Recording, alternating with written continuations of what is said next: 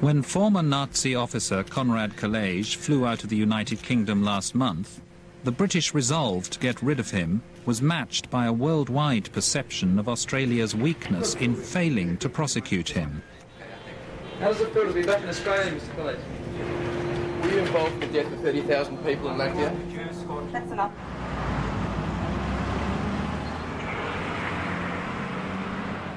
As he was driven off into the Melbourne night, a blanket over his head, he was a fugitive in his adopted country, protected by his Australian citizenship, but pursued by a media convinced of his wartime guilt. We will not tolerate war criminals in Australian society. Konrad Kalejs is just the most famous name on a long list of former Nazis who found sanctuary in Australia. And now Kalejs himself is a lightning rod for worldwide condemnation of our record in dealing with war criminals. You might think that Nazi war criminals are now just a part of history, but a 2020 investigation reveals that right at this moment, men accused of the most inhuman acts are living in comfort in a place you would never expect, Australia. Kalejs was discovered in the UK by America's 2020 program. When he fled, the country that couldn't legally turn him away was Australia, and the Americans didn't mince their words. Any Nazi criminal who lives in Australia, and there must be at least hundreds of them there, knows that he is home free, so to speak. It wasn't just Kalejs. The 2020 program and Kalejs' return reignited the debate about war criminals. When the Special Investigations Unit was set up by the Hawke government to look into war crimes, they studied nearly 850 cases.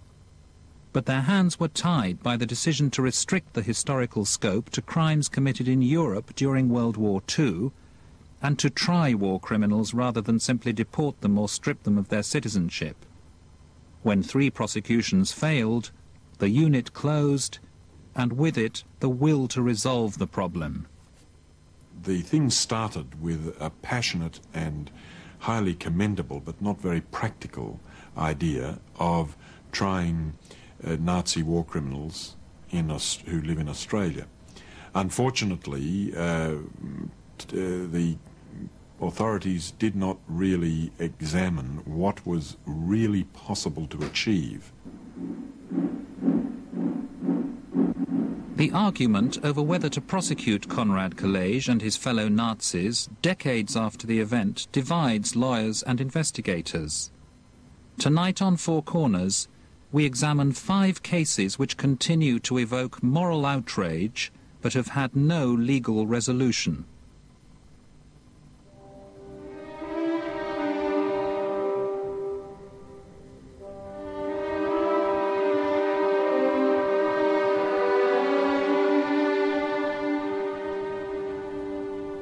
Konrad Kalejs lied to the authorities about his history when he came to Australia after the war. Since then, he spent as much time as he could living abroad. First in the United States, then in Canada, then in the United Kingdom. All 3 countries got rid of him once his war record became known. Kalejs was an officer in the infamous commando in Latvia during the war. The unit was responsible for the deaths of thousands of Jews. The body of evidence against him is considerable. Despite his denials that he ever committed war crimes, there are survivors who say otherwise.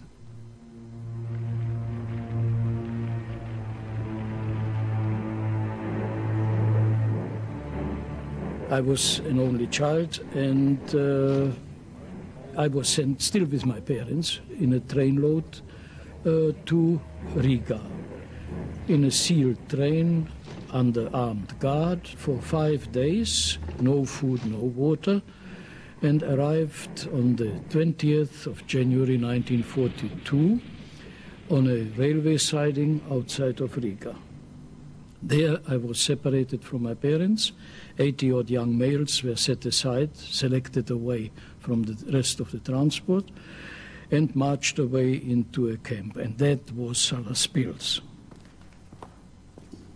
David, tell me what this map here shows us. The little green lights show you the 6 most notorious camps. The red lights show you 147 of the 5,000 camps that the Nazis established right up to Western Russia. David Benedict was born into a Jewish family in Czechoslovakia and is one of a handful of survivors from the Latvian concentration camp at Salaspils, where Konrad Kalejs is alleged to have played a key role in executing prisoners. Can you describe the conditions there?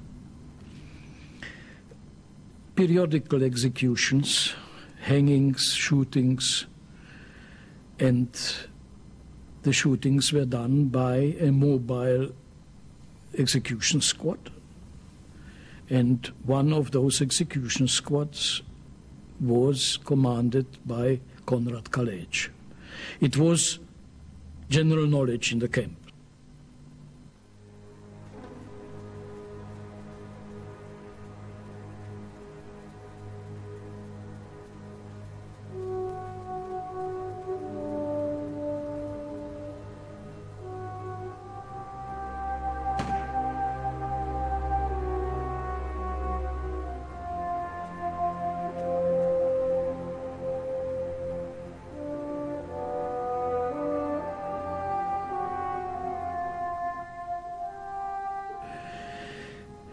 The situation in Riga that we encountered was the presence of the RI's commando, of which Konrad Kalejs was a member, a military unit of volunteers whose hatred for Jews was only superseded by their enthusiasm for killing them.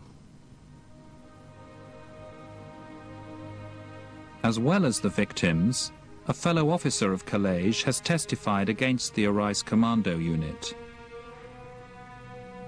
Haris Svikaris, who died after giving his evidence, was interviewed several years ago by an officer from Scotland Yard. This extraordinary tape was acquired by Four Corners and broadcast by the ABC 3 years ago. In it, Svikaris agrees with the Scotland Yard officer's chilling description of the unit. I'm just going to go through that list with you. That's robbing, raping, plundering, pillage, murder, mass execution, all carried out by members of the RI command. Yes, you agree? Yes, yes. In July, August... When asked by Scotland Yard to recall his fellow officers, Svikaris could remember only one. One was also from the same year of academy. This was a 2-star lieutenant, Kalejs. Can you spell his name for us? Kalejs.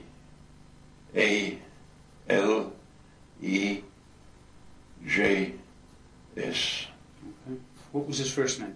Despite Konrad Kalejs having twice returned to Australia since that evidence was given, the case has still not been resolved. This month, a federal police officer joined war crimes investigators from Israel, Canada, Britain, America and Germany in the Latvian capital of Riga to discuss further action.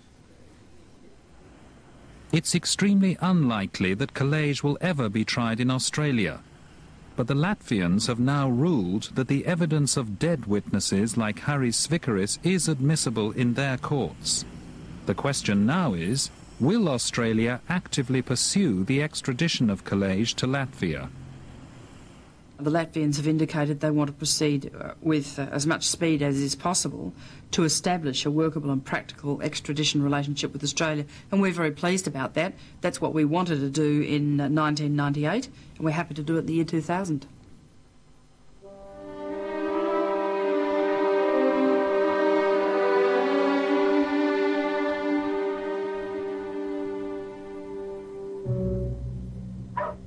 Our journey to find accused Nazi war criminals.